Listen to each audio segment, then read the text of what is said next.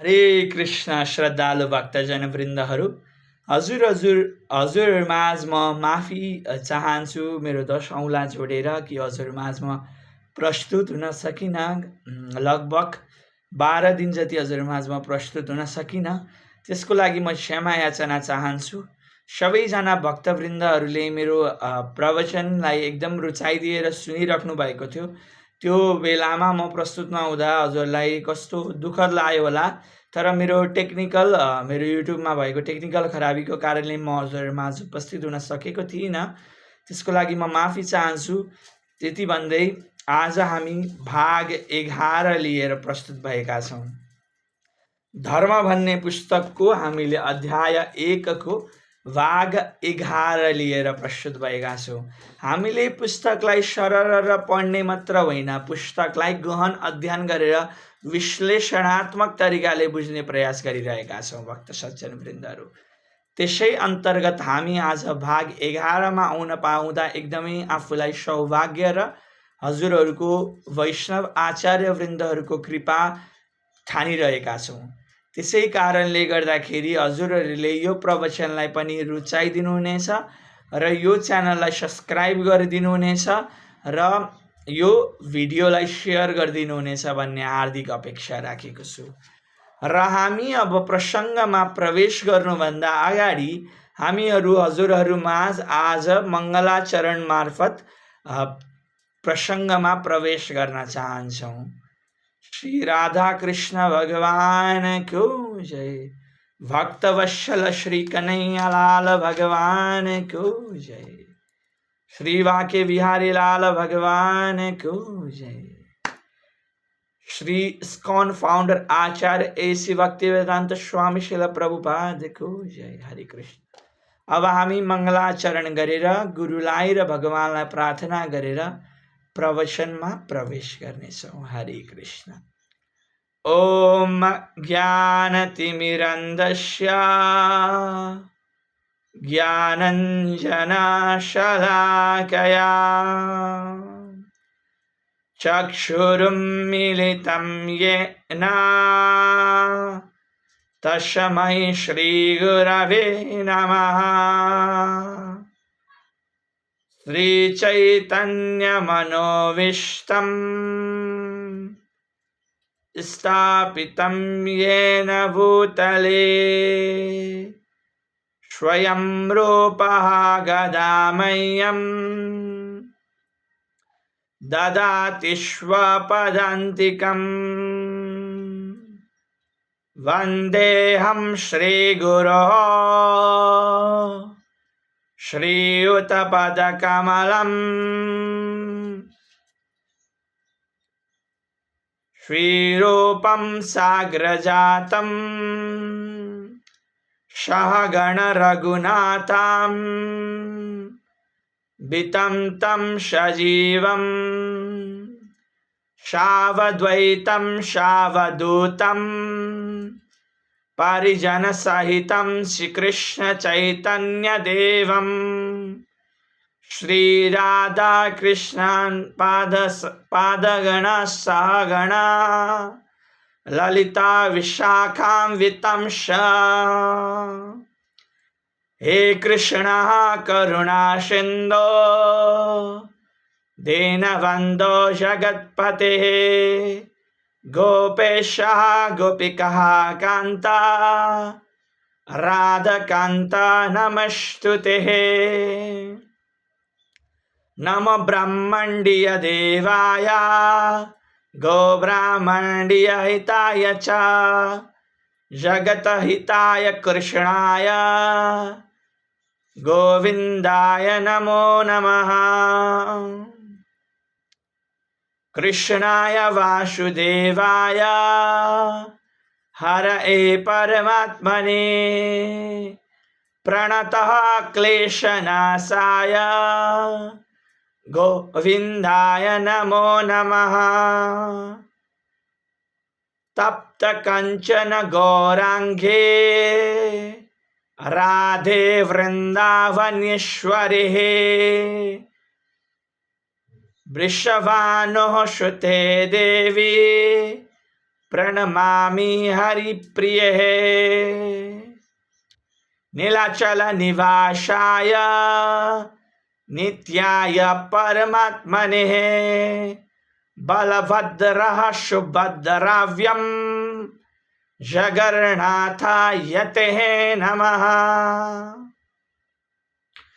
पंचतत्वमकं कृष्ण भक्तरूपस्वरूपकं भक्त अवतार भक्ताख्यं नमामि भक्तशक्तिकम्। नमो महावदन्याय कृष्ण प्रेम प्रदायते कृष्णाय कृष्ण चैतन्य नामिनि ते गौरति विषे नमः।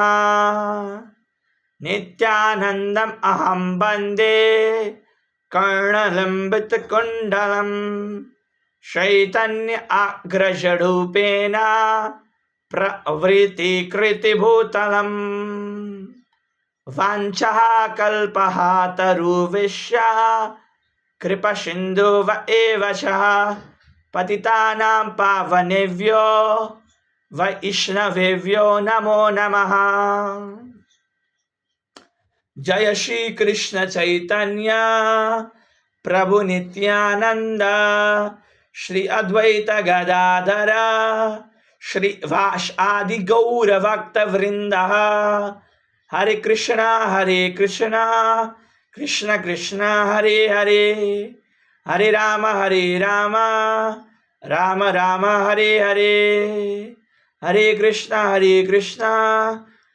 कृष्ण कृष्ण हरे हरे हरे राम राम राम हरे हरे हरे कृष्ण कृष्ण कृष्ण हरे हरे हरे राम राम राम हरे हरे।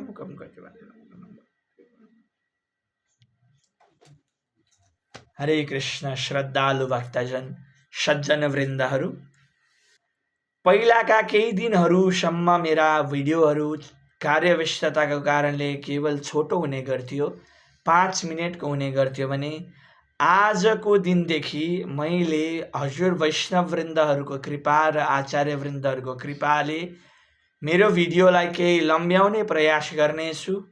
सबैजनाले केही त्रुटि भएको भए कृपया कमेन्ट गरिदिनु होला र सबैजनालाई म यो अनुरोध गर्न चाहन्छु कि सबैजनाले भिडियोलाई अन्तिमसम्म हेरेर बुझ्ने प्रयास गर्नु होला। आउनुस् अब हामी श्लोकमा प्रस्थान गरेर यसको तात्पर्यलाई विश्लेषणात्मक तरिकाले अध्ययन गर्न प्रयास गर्नेछौँ है त। हामी अहिले श्रीमद् भगवद गीता यथारूप अन्तर्गतको एउटा अध्यायलाई लिएर बनाइएको पुस्तक धर्म के हो, धर्म उत्कृष्टताको मार्ग भन्ने पुस्तकबाट एकह अध्यायको धर्म के हो भन्ने शीर्षकको 11औं भागमा छौँ हामी। अब हामी श्लोकमा प्रस्थान गरौँ। भगवानको गुणगानलाई लिएर यो श्लोक छ। सवै पुंसां परो धर्मो यतो भक्तेरदुक्षजे अहैतुक्य अप्रतिहता यत्माशु प्रसिद्धति। भक्त सज्जन वृन्दहरू, यहाँ भनिएको छ सम्पूर्ण मानव समाजको सर्वोच्च कर्तव्य धर्म भनेको दिव्य भगवानप्रति गरिने प्रेम भक्तिले युक्त सेवा हो। त्यस्तो प्रेम भक्ति सुनौ है भक्त सज्जन वृन्दहरू, एकदमै महत्त्वपूर्ण कुरा छ। निस्वार्थ निरन्तर र भगवानलाई सन्तुष्ट पार्नका लागि हुनुपर्छ। निस्वार्थको अर्थ केही स्वार्थ नराखी, केही हेतु नराखी, निरन्तर कन्टिन्युटी दिनुपर्छ। आज मलाई टाउको दुख्यो, आज गर्दिनँ, भोलि म सन्चो हुनेछु, भोलि गर्नेछु, यस्तो गर्नु हुँदैन भक्त सज्जनवृन्द। र भगवानलाई सन्तुष्ट पार्नका लागि है मैले यसो गरेँ भने मेरो गुरु सन्तुष्ट हुनुहुन्छ, मलाई यो आशीर्वाद दिनुहुन्छ, होइन भक्त सज्जनवृन्दहरू, यो कुरा हामीले बुझ्न एकदमै जरुरी छ कि हामीले जे पनि सेवा गर्दछौँ सबै भगवानको सन्तुष्टिको लागि गर्नुपर्दछ भन्ने कुरा हामीले बुझ्नु पर्दछ भक्त सज्जनवृन्दहरू। र अब हामी तात्पर्यमा प्रस्थान गर्दैछौँ। त्योभन्दा अगाडि हामी बुझौँ कि यो कुन अध्यायमा भगवत श्रीमद् भागवतमको वर्णन गरिएको छ। एक स्कन्धः द्वितीय अध्याय 6औं नम्बर श्लोकमा चाहिँ वर्णन गरिएको छ। हजुरले यो श्लोकको विस्तृत तात्पर्य त्यहाँ गएर पनि पढ्न सक्नुहुन्छ। र हामी अब आज 11औं भागमा आइरहँदाखेरि हामी कहाँसम्म पुगेका थियौँ भन्दा यहाँसम्म पुगेका थियौँ। अब त्योभन्दा अगाडि हामी अब बढ्नेछौँ। यहाँ श्रीमद् भागवतले असल धर्मको बारेमा सामान्य परिभाषा दिएको छ। त्यो धर्म नै असल हो जसले तिमीलाई भगवान प्रति भक्ति र प्रेमको अभिवृद्धि गराउँदछ। भक्त सज्जन वृन्दहरू, त्यो धर्म नै असल धर्म हो जुनले हजुरहरूलाई र कुनै पनि भक्तलाई भगवान प्रति भक्ति र प्रेमको अभिवृद्धि गराउँदछ। यो परिभाषा अति सुन्दर र मनोरम छ। तिमीले हिन्दू, क्रिस्चियन, मुसलमान वा बौद्ध धर्म जे स्वीकार गरेको छौ त्यसले केही फरक पर्दैन, किनभने तिम्रो सफलताको परीक्षा भनेको तिम्रो भगवान प्रतिको प्रेममा कति वृद्धि भएको छ त्यो मुख्य विषय हो।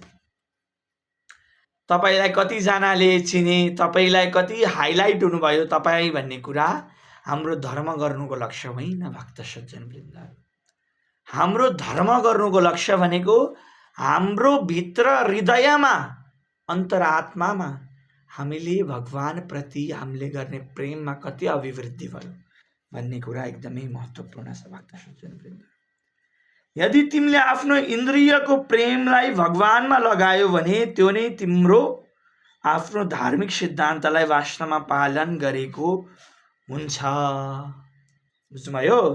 धर्म भनेको कुनै मन्दिर, मस्जिद, चर्च जानु र त्यहाँ हुने धार्मिक क्रियाकलापमा भाग लिनु, दान दिनु र फर्किनु, आउनु, पुनः मूर्खतापूर्ण कार्य गर्नु त्यो धर्म होइन हो। यसमा धेरै भक्तहरूको टिप्पणी छ। धेरै नास्तिकवादीहरूले भन्ने गर्दछन्, खै त तिमीहरूको धर्म भन्ने किताबमा त मन्दिर जानु धर्म होइन भनिएको छ, मस्जिद जानु धर्म होइन भनिएको छ, होइन? अनि त्यसपछि तपाईँको चर्च जानु धर्म होइन भनिएको छ। तिमीहरू मन्दिरमा किन यस्तो ढोङबाजी गर्छौ, तिमीहरू मन्दिरमा किन यस्तो गर्छौ भनेर उनीहरू प्रश्न गर्ने गर्दछन्। ल, म हजुरलाई यस बारेमा हजुरलाई सिम्पल उदाहरण दिन चाहन्छु है त। हामी केही पनि अब कुरा गरौँ न, अहिलेका डिस्को क्लबहरूको कुरा गरौँ। डिस्को क्लबहरूमा मतलब जो बाहिरको मान्छेहरू जान्छन्, घरमै गीत बजाएर नाचे पनि हुन्छ, घरमै रमाइलो गरे पनि हुन्छ। किन डिस्को क्लब जान जरुरी छ त? किन? त्यहाँ गएर हामीले त्यो माहौललाई बुझ्छौँ र त्यो माहौल गएपछि हामीलाई नाच्ने ऊर्जा बढेर आउँछ। हो, त्यसै गरेर तपाईँहरू जब मन्दिर जानुहुन्छ, जब भगवानलाई दर्शन गर्नुहुन्छ, जब भगवानको सेवा गर्नुहुन्छ, त्यसपछि तपाईँलाई धर्मको सिद्धान्त पालन गर्ने शक्ति बढेर आउँछ। बुझ्नुभयो? त्यसै कारणले मन्दिर जानु जरुरी छ। यस्तो होइन कि मन्दिर जानु धर्म होइन भन्ने होइन, तर मन्दिर गएर पनि ऊ पुनः आएर मूर्खता काममा लाग्छ भने ऊ चाहिँ मूर्ख नै मानिएको छ भन्ने कुरा चाहिँ हामीले बुझ्नु पर्दछ है। भक्त सज्जन वृन्दहरू, यदि कुनै व्यक्ति महान भनिन्छ भने उसको महानताको प्रमाण भनेको भगवान प्रति उसले वृद्धि गरेको प्रेम हो, अनि मात्र उसलाई धार्मिक व्यक्ति हो भन्न सकिन्छ। कुनै व्यक्तिलाई महान धर्मात्मा, महान परमात्मा होइन, महान साधु सन्त भनिएको छ भने उसले आफ्नो मनभित्र, आफ्नो हृदयभित्र कति भगवानलाई प्रेम विकास गरेको छ। त्यो दृष्टिमा उसलाई हामीले धर्मात्मा अथवा शुद्ध भक्त होइन, जे भन्दा पनि त्यसरी हामीले चिन्न सक्दछौँ। त्यसैले सबैजना मैले अनुरोध गर्न चाहन्छु कि हजुरहरू नजिकैको इस्कनको केन्द्रहरूमा गएर होइन, जे इस्कनको नजिकैको केन्द्रहरूमा गएर भगवानको सेवा गर्नुहोस्। र सेवा चाहिँ के हुनुपर्दछ भन्दा सेवा गर्नुहोस्, नाम जप गर्नुहोस्, र यो चाहिँ निस्वार्थ, निरन्तर र भगवानलाई सन्तुष्ट पार्नका लागि गर्नुहोस्। कि त्यहाँ गएर है त्यहाँ त राम्रो राम्रो माताजीहरू आउनुहुन्छ, माताजीहरूले हामीलाई हेर्छ नि त, त्यहाँ गएर तिलक लाएर राम्रो धुती लाएर गयो भने। त्यस्तो विचार नगर्नुहोस् भक्त सज्जनवृन्दहरू। त्यो भनेको हामीले धर्म गरेको हुँदैन, बुझ्नुभयो? त्यो भनेको हामीले त्यहाँ गएर पनि मूर्खतापूर्ण काम गरेको मानिन्छ। त्यसै गरेर सबैजनाले यो कुरालाई बुझौँ र आफ्नो व्यवहारमा उतार्नका लागि प्रयास गरौँ। त्यो नै मेरो भिडियो बनाएको लक्ष्य, सर्वोच्चम लक्ष्य हुनेछ। र यति बेरसम्म मलाई सुनेर बसिदिनु भएकोमा मेरो युट्युब परिवारलाई एकदमै मैले कृतज्ञता व्यक्त गर्न चाहन्छु। सबैजनाले सक्दो यो भिडियोलाई आफ्नो फेसबुक प्लेटफर्ममा, टिकटक प्लेटफर्ममा सेयर गरेर सबै साथीभाइहरूमाझ पुर्याइदिएर धर्मको भाग 11 भन्ने, धर्मको पुस्तकको धर्म के हो भन्ने शीर्षकको भाग 11 मा के वर्णन गरिएको छ भन्ने कुरा बुझ्नुहोस्। र सबैजनाले एकचोटि हामीले सबैजना भगवानको नाम जपौँ। त्यसपछि मेरो भिडियोलाई अन्त्य गर्न चाहन्छु। हरे कृष्ण कृष्ण कृष्ण हरे हरे, हरे राम राम राम हरे हरे। इस्कॉन फाउंडर आचार्य एसी भक्ति वेदांत स्वामी शिला प्रभुपाद द्वारा रचित ग्रंथ थियो यो। शिला प्रभुपाद की जय। दाय गौर हरि प्रेमानंदी। हरे हरि बोल। हरे कृष्ण।